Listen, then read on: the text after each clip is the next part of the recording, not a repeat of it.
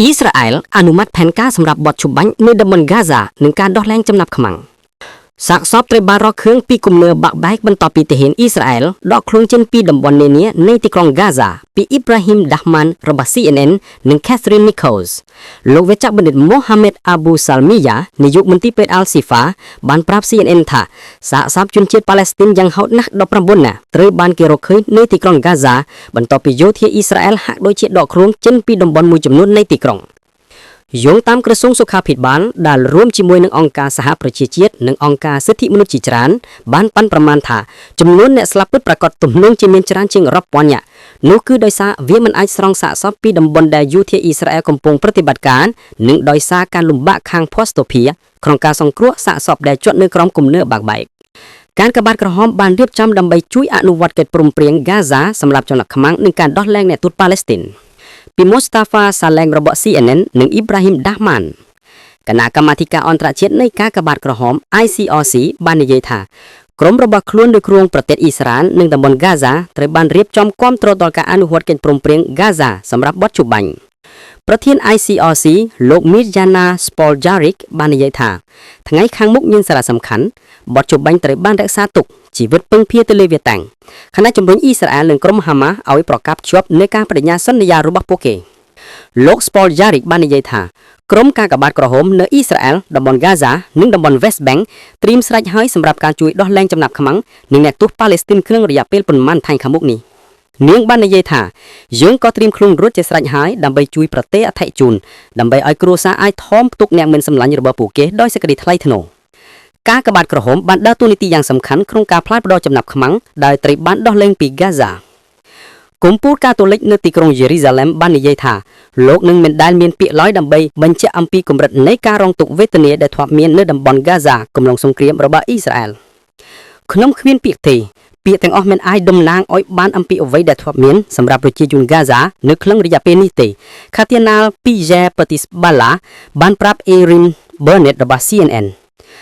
អយកាឡាតាំងនៅក្រុងយេរូសាឡិមបានថ្កោលទោសអំពីការបាត់បង់ជីវិតក្នុងសង្គ្រាមភ័យផ្អេសរបស់ការស្លាប់វាជាអប្រ័យក្រឹ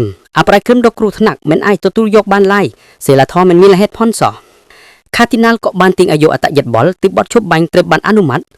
លោកបានលើកឡើងអំពីទម្រិនការផ្នែកការសាងសង់មន្ទីរពេទ្យឡើងវិញនិងផ្ដល់ទឹកឲ្យតំបន់ប៉ាឡេស្ទីនលោកក៏បានលើកឡើងអំពីការព្រួយបារម្ភអំពីផលប៉ះពាល់យូរពេកដល់ក្មេងៗផងដែរអ្នកនាំពាក្យអង្គការ UNICEF ប្រចាំតំបន់ហ្គាហ្សាបានប្រាប់ CNN អំពីសង្ឃឹមបណ្ដុះបណ្ដាលដែលធ្លាប់មានដោយប្រជាជនប៉ាឡេស្ទីន Tess Ingram បាននិយាយថាព័ត៌មាននៃ Ingram បាននិយាយថានាងសង្ឃឹមថាជំនួយជិតខាងរបស់អ៊ីស្រាអែលនឹងបញ្ចប់ក្នុងពេលឆាប់ៗនេះហើយអង្គការរបស់នាងអាចបង្កើនកិច្ចខិតខំប្រឹងប្រែងរបស់ខ្លួនដើម្បីធានាថារថយន្តដឹកទំនិញជាង 1,300 គ្រឿងដែលអង្គការ UNICEF បានត្រៀមខ្លួនរួចជាស្រេចដើម្បីចូលទៅកាន់ហ្គាហ្សាអាចចែកចំចាយសម្ភារៈសំខាន់រួមទាំងថ្នាំដល់អាហារផងដែរលោក Ingram បាននិយាយថាអាហារូបត្ថម្ភគឺស្ថិតនៅលំដាប់កំពូលនៃបញ្ជីរបស់យើងទុរភិកត្រូវបានបញ្ជាក់នៅក្នុងទីក្រុងហ្គាហ្សាដោយបន្ថែមថាការជួសជុលប្រព័ន្ធទឹកការផ្ដល់ទីជម្រកនិងការផ្ដល់ឧបករណ៍សុខភាពផ្លូវចិត្តក៏ជាអាទិភាពសម្រាប់អង្គការមនុស្សធម៌ផងដែរប្រជាជនប៉ាឡេស្ទីននៅកណ្ដាលហ្គាហ្សាបានប្រាប់អ្នកយកព័ត៌មានពីរបៀបដែលពួកគេមានអារម្មណ៍បន្ទាប់ពីទទួលបានព័ត៌មានថាអ៊ីស្រាអែលបានអនុម័តផែនការបទជបាញ់ដែលអាចនាំទៅដល់ការបញ្ចប់សង្គ្រាមនៅក្នុងរង្វង់លោកអាឡាអាល់ម៉ាឌុនអ្នកស្រុកហ្គាហ្សាដែលត្រូវបានផ្លាកទីលំដៅបានប្រាប់រយទ័រនៅថ្ងៃនេះថានៅពេលដែលយើងបានឮដំណឹងនៃបទជបាញ់យើងសប្បាយចិត្តខ្លាំងណាស់គិតថាយើងនឹងត្រឡប់ទៅផ្ទះរបស់យើងកសាងឡើងវិញត្រឡប់ទៅសាលារៀនរបស់យើងវិញនិងមានអារម្មណ៍ថាមានទំនុកចិត្តនិងរស់នៅដោយសន្តិភាពយើងបានធ្លាក់ចុះប៉ុន្តែសូមសរសើរព្រះអង្គនៅក្នុងគ្រប់កាលៈទេសៈយើងនឹងក្មេងៗពិតជាសប្បាយចិត្តដែលសង្គ្រាមបានឈប់និងយើងចង់ត្រឡប់ទៅភាគខាងជើងដូចអ្នកដទៃដែរការសម្លាប់គ្រប់គ្រាន់ឈីមនិងកុមារស្លាប់ឥតឈប់ឈរ Mehdi Zakla ដែលជាជនភៀសខ្លួនម្នាក់ទៀតក៏បានប្រាប់រយទ័រថាគាត់ចង់ត្រឡប់ទៅផ្ទះវិញឥឡូវនេះដែលបទជបាញ់ត្រូវបានប្រកាសទោះបីជាគាត់ដឹងថាផ្ទះរបស់គាត់នឹងគ្មានអ្វីក្រៅពីកំទេចថ្មក៏ដោយគាត់បាននិយាយថាយើងសប្បាយចិត្តដែលត្រឡប់ទៅកន្លែងដែលផ្ទះរបស់យើងនៅសូម្បីតែនៅលើដុំកំទេចនោះក៏ជាសេចក្តីរីករាយដ៏អស្ចារ្យផងដែររយៈពេល2ឆ្នាំហើយពួកយើងត្រូវបានរងទុក្ខទរម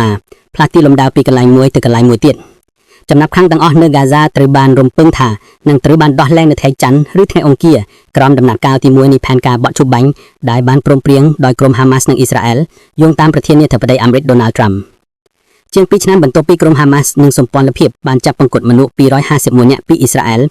នឹងនាំពួកគេទៅកាន់ទីដីហ្គាហ្សាចំណាប់ខ្មាំង47នាក់នៅតែស្ថិតនៅក្នុងឡងភាពដោយយ៉ាងហោចណាស់20នាក់ទៅបានជឿថានៅមានជីវិតអធិការរបស់ចំណាប់ខ្មាំងម្នាក់ទៀតគឺទាហានអ៊ីស្រាអែល Hada Goldin ត្រូវបានគុំខ្លួននៅទីនោះតាំងពីឆ្នាំ2014នៅពេលដែលគាត់ត្រូវបានសម្លាប់និងសាកសពរបស់គាត់ត្រូវបានយកទៅឈ្នួតកងការពារស៊ីវិលនៅតំបន់ហ្គាហ្សាបានអ្នកស៊ុកឲ្យរងចាំការប្រកាសពីការដកទ័ពអ៊ីស្រាអែលនៅពេលដែលការវាយប្រហារនៅតែបន្តអង្គការការពារជនស៊ីវិលរបស់ហ្គាហ្សាបានប្រាប់អ្នកស្រុកនៅតំបន់ឡុងភីបកុំឲ្យត្រឡប់ទៅតំបន់កាន់កាប់រហូតដល់អ៊ីស្រាអែលប្រកាសយ៉ាងផ្លូវការពីការដកកងកម្លាំងរបស់ខ្លួនខណៈដែលការវាយប្រហាររបស់អ៊ីស្រាអែលនៅតែបន្តនៅព្រលឹមថ្ងៃសុក្រទោះបីជាមានកិច្ចព្រមព្រៀងបត់ឈប់បាញ់ក៏ដោយប្រជាជនប៉ាឡេស្ទីននៅតំបន់ហ្គាហ្សាស្ទ្រីបពិសេសអ្នករស់នៅក្នុងទីក្រុងហ្គាហ្សាយើងជំរុញឲ្យអ្នកទាំងអស់កុំឲ្យគេទៅកាន់ទីនោះឬត្រឡប់ទៅតំបន់ដែលមានកងកម្លាំងកាន់កាប់ទីនោះរហូតដល់មានការប្រកាសយ៉ាងផ្លូវការពីការដកកម្លាំងរបស់កងកម្លាំងអ៊ីស្រាអែលនិងត្រូវបានបញ្ជាដោយអធិធរពាក់ព័ន្ធសម្រាប់បរិបទរដ្ឋាភិបាលអ៊ីស្រាអែលបានអនុម័តដំណើរការទី1នៃកិច្ចព្រមព្រៀងបត់ឈប់បាញ់ដែលចរចាដោយសហរដ្ឋអាមេរិកយប់នេះ